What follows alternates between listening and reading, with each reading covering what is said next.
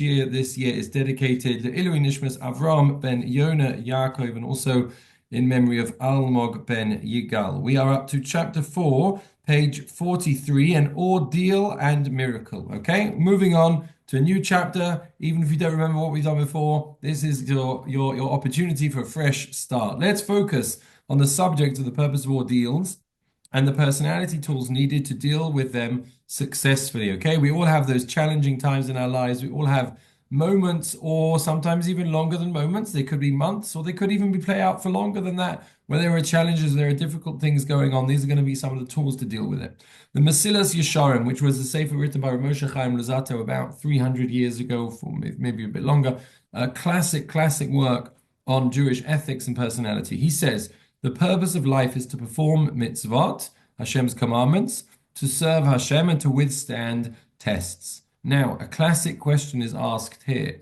Why are we tested? Why would Hashem test us since he knows beforehand what the outcome must be?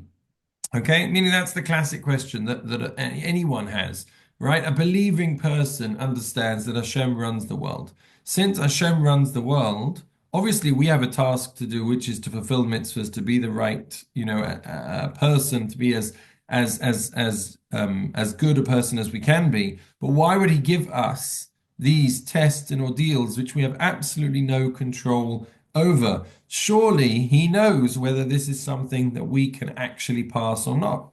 He continues, if ordeals are tests, as nisayon, which is the Hebrew word, is often translated, the purpose of these tests cannot be for Hashem's learning anything about us, of course, then who benefits and how? It reminds me in school, whenever we have a test in school in Jewish studies lessons, I always feel bad to give kids tests. Maybe because I didn't like them when I was in school myself. So I always kind of preempt when I give a test in my Jewish studies classes, and I say to them, we're not learning for the test. That's the first thing. We're learning because the learning is something which is enjoyable, and the learning is something which is going to benefit you for the rest of your lives. And I want that to sort of be out there, be clear. And I say that the purpose of the test is not for me either, right? It's not for me. I hope that the test is going to be beneficial for you. So what's happening when Hashem is testing us? Because obviously it's not Hashem for himself. He doesn't need it. He knows us. So therefore, what is the purpose of it? To this question, we can add another. The word nisayon, which is the Hebrew word for a test or a challenge, is based on the root nes, which is had Chanukah, meaning a miracle. By the way, in brackets, he says nes also means a banner or a flag raised high, because a miracle is really a banner which marks Hashem's presence in the world. We say in the Amidah, V'san nes, the Kabetz Kol Yoseinu. It doesn't mean do a miracle for the ingathering of exiles. It means raise a banner.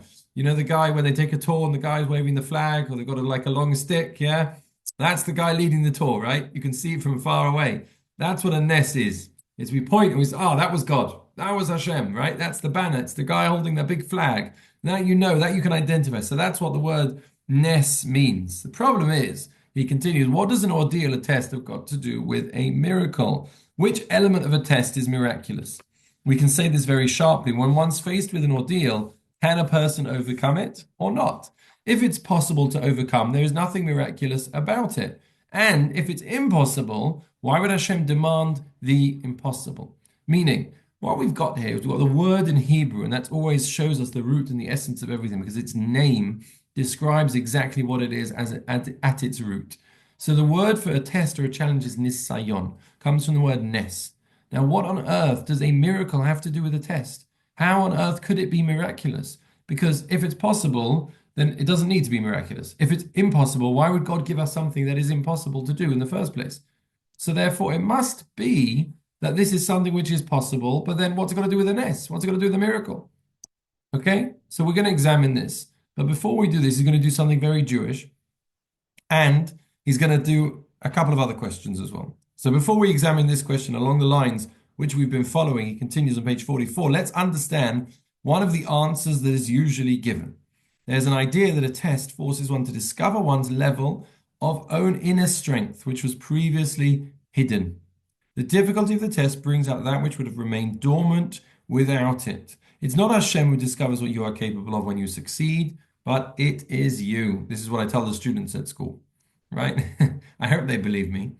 They understand that I'm being serious. But you understand, you bring out your potential, right? We all know, and we all can remember, even if it was way back when, the night before the test feeling, and you've never done as much studying in your life or for as hard and as long a period. I have to tell you, when I was in yeshiva, I once took a test on an entire volume of the Talmud. Okay, I did it a couple of times actually, but one of them in particular, Maseches Sukkah. I was learning in Jerusalem, in Yerushalayim at the time, in Yeshivas Mir, and the test was actually taking place in my old yeshiva, which was called Kerem B'Yavne. There was a bus ride of about an hour or so to get from Jerusalem to Kerem B'Yavne, which is near Ashdod. I'm not exaggerating, but I did not look up the entire bus ride. I sat there with my Sefer, learning away. I've got through most of the volume, just scanning, quick, quick, quick, quick, quick, going over it, going over it, right? Now, I'd love to say I normally spend my bus journey so productively, but I don't, okay? Like anyone else, I may sometimes plan to do something productive on my journeys, and then it very often doesn't materialize. This journey was incredible. Why? Because I knew I had a test. By the way, the epilogue of the story was that I got a good mark in the test, and they rewarded us with money to buy Sforim. We got vouchers to go to a shop and buy ourselves Sforim. I bought myself a whole set of the Rambam, which I've got to this day sitting on my shelves. And every time I use that Rambam, I remember like that feeling of that test, and I did well, and I studied for it, and so it brings out that potential. Who knew that you'd be able to do so much on a bus ride, right? But there you go, and you manage, and you're able to do it. So that's one idea of a test. It brings out our potential within us. Mystically, he continues, the concept here is that bringing the potential into the actual. Before the test, there's a certain power in one's personality, but it was only potential. Afterwards, that potential becomes realized. So it brings it into the real world. This is what happens with Avraham. It's the classic quintessential test. In order to be able to sacrifice his son, meaning have the potential, that's not enough. He can't be, it's not enough that he's so committed that he would potentially do it. He's got to actually bring it into an action. He's got to bring it into this world. That's what Hashem wanted him to do, not to actually do the sacrifice, but to show tangibly he would be prepared to give up everything in his life. What counts, in other words, is not what one can do, but what one actually does in life, which is, by the way, an important concept, not just for tests. The person who says, I'm going to do something nice for my wife. I'm going to, I had it in mind. Doesn't help. She's not going to be impressed. I meant to call. You didn't. You weren't there. You didn't call. You didn't show up. You didn't do it. It's just not the same. So therefore, as a Jewish person as well, with our relationship with Hashem, we have to realize it's not enough to be Yehudi Balev. Just the same, it's not enough to be a good spouse in your heart. It doesn't work. Doesn't work. You may feel a little bit better because of it. It may be, help your conscience. Because at least you feel you are going to do the right thing, but it doesn't help if you don't do. Same thing with Hashem as well, right? It's not enough just to actually think about. We have got to put it into action. So therefore, this is the same thing as well. That a test will bring into action something which was only previously in potential. There are deep correlations. The bottom paragraph here of this idea: the neshama is potential, and in the mystical understanding, a neshama by itself without a body can't do anything at all. It's got to be brought into the finite, tangible world in order to achieve. Even deeper, Hashem himself found it necessary to create a world. Just because Hashem's able to do so, that wasn't enough, and therefore he demonstrates as well that he's got to bring something into reality. Just like Hashem does, just like the neshama, the soul does, so too we have to do this. And that's what a test, an ordeal, and a challenge in our life helps us to do. That's definitely one approach. He continues on page 45. He's going to say something a lot deeper. While this approach is certainly true, it doesn't answer the question about the miracles. If the potential is present and was revealed by the test, that's not miraculous. So if the word in Hebrew for a test is nisayon, is nes, there's got to be a connection, a correlation to a miracle. What is that? The Gemara contains a fascinating insight. It explains the background to David HaMelech, King David's relationship with Bathsheba and the sin he committed. We're not going to go into that, but there's a whole story there that takes place in Sefer Shmuel. The Gemara records the following conversation between King David, and the Creator. David asks Hashem, why do we say Elokei Avraham, Elokei Yitzchak, and Elokei Yaakov, the God of Avraham, Abram, Isaac, and Jacob in the Amidah, but we don't say Elokei David, the God of David? It's interesting, right? Did anyone ever think about that? There was David HaMelech, there was King Solomon, the Shlomo HaMelech, There were some incredible people. Eliyahu Hanavi, incredible people. So why is it that we're only saying Elokei, Avram, Yitzchak, and Yaakov? By the way, you could ask the same question about the Emmaus as well. Sarah, Rivka, Rachel, Leah. Why is it specific? Avram, Yitzchak. Why? What did they do that was different? Right? And if you're going to say they were the greatest ever, well, Moshe Rabbeinu, he was quite great, yeah? Not bad. Elokei Moshe, maybe. Aaron, they were pretty great. Arguably, Moshe is the greatest person that ever lived. So therefore, what is it about the others in particular? Let us understand the question, he says. David was certainly not asking in pride. He was a true servant of Hashem. He conquered pride. In fact, mystically, King David presents the power of Malchus, which means a revelation of God's kingship in the world. And the idea of kingship is just to be an agent of Hashem, bringing Hashem into the forefront. The Mashiach is descended from David, an extension of his person and neshama, and he brings about a recognition of Hashem's rule, certainly not human rule, meaning this is not about his ego. Lesle migarme klum, he has nothing of his own. David is asking in utter humility. He wanted to know, why is my service of Hashem falling short?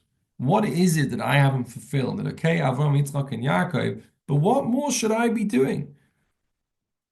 David, the fourth mystical corner of the divine chariot, doesn't have God mentioned with his name. If all four of them function together, David wanted to know, page 46, what element of his life hadn't been developed. And Hashem answers the following. Isn't this incredible answer? What is it that they did and he didn't? Says Hashem, they were tested by me, and you have not been tested. The Avos, Avram, Yitzchak, and Yaakov, in particular, by the way, more than anyone else, more than Sarah, Rivka, Rachel, Leah, Moshe, Aaron, more than the greatest people, they were each tested greatly in their lives. You look through the book of Bereshis, and it's one episode after another, which is incredibly difficult and challenging. Rav Dessler actually points out that for each one of the Avos, they are tested particularly on the point at which they would normally want to be, the perfect, the point that they really want to excel. So you find that Avram Avinu, his point is chesed.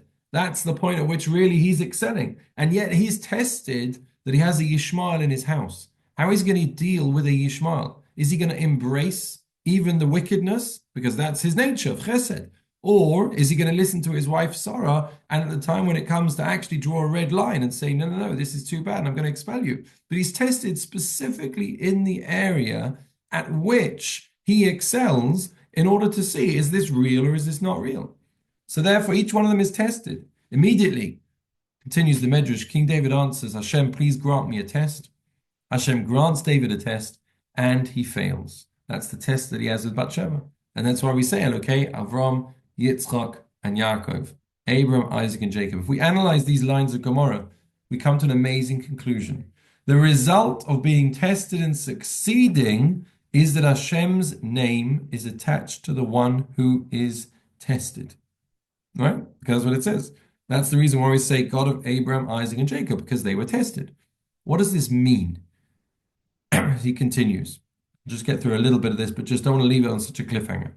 A name is a revelation of essence. So therefore, if a person's name, which is his essence, contains and spoken together with Hashem's name, that means that Hashem's presence is revealed within that person's very being. The person has become, if you like, a vehicle for God's presence in this world. Chazal say that the Avos are a Merkava, which means a chariot. They are, when there's something which is carrying the king to the coronation, right? So they are the chariot which is carrying the king to the coronation. That is what they are, meaning their very existence says royalty. When you go to the, Horse Guards Parade, I think, yeah? When you could see the chariot, the coronation chariot, then you see royalty. The king's not there, but you see royalty. And therefore, similarly, a person who's got a God's name attached to them, that means that they are revealing Hashem in this world. It's the person that walks around on the street and just the way that they act, the way that they're just kind, and the way that they're gentle, and the way that they're polite. And a person says, wow, that's a developed human being. That's a beautiful Jew. Look at the way that Jewish person is acting. That person is godliness. There's a little bit of Hashem there. The person that passed a test then that reveals Hashem's presence in the world. That's why they have Hashem's name along with them. And he continues, how does this happen? Last paragraph, page 46. The answer is that a real test is impossible. It stresses a person beyond all possible limits. The feeling of the enormity of a real test is accurate. This is too much for me. We've all had that feeling. When a person faces that impossible test and leaps anyway because Hashem asks and miraculously arrives on the other side, Hashem is revealed because only He, Hashem, can do the impossible. And that is the miracle. The banner of miracle of divine presence has been raised. Two elements are required: to attach oneself to the divine and then to leap. As the famous story which is told of the Bluzhever Rebbe. Bluzhever Rebbe was in the concentration camps, and the Nazis, Yamach Shalom, decided they would have some fun with the inmates. And they tell all the inmates, whoever can't jump over this, there's a big ditch on one side of the concentration camp. They say anyone who makes it over the ditch will be saved. Anyone who falls into the ditch, they will be shot. And the Bluzhever Rebbe, he's lining up, he's queuing up. He's an elderly man already. You know, how is he going to make it? He's weak and he's old. And how on earth is he going to make it? And as he comes to the front, the person behind him says it's futile. He says, you're not going to just, don't give them their sport. And the Rebbe turns around and he says to them, just watch. And the Rebbe leaps and he's carried across the chasm and he makes it to the other side. As he turns around, he sees that the man who was standing behind him, he also manages to jump over and makes it safely to the other side. And this young man, who's a secular Jew, looks at the Rebbe and he says to him, Rebbe, he says, how did you do that? How did you make it? So the Rebbe says, I said to Hashem, I can't do this by myself. Hashem, I need your help. And Hashem helped me and I floated over. But he turns to this young secular Jew and he says to him, but you, he says, tell me, what did you do? How did you make it? And this young Jew looks at him and he says, Rebbe, I held onto your coattails and I sailed over with you. It's a beautiful story. There's a lot of truth and a lot of depth to it. When we're facing that chasm sometimes in life, it is too much. And we say to ourselves, I can't do this. It's too much. Why is this happening? And despair and yiush, as it's called, despair. If we turn to Hashem, we say, you know what? I actually can't do this. I actually need your help. I need your help to jump over. I need your help to get to the other side. That's when Hashem helps us to sail over. That is a miracle. That is a true miracle. And that is when Hashem's name becomes attached to us. Because our existence becomes a manifestation. It becomes bringing Hashem into this world. There's nothing more beautiful, there's nothing more special than that. When we do the Amidah in the week ahead, let's have a think about that. Elokei, Avraham, Yitzchak, and Yaakov. Wasn't necessarily because they were the greatest, but it's because they had tests, ordeals, and challenges in life, and therefore they became the ones who represented Hashem in this world. We will stop there a little bit later. Thank you.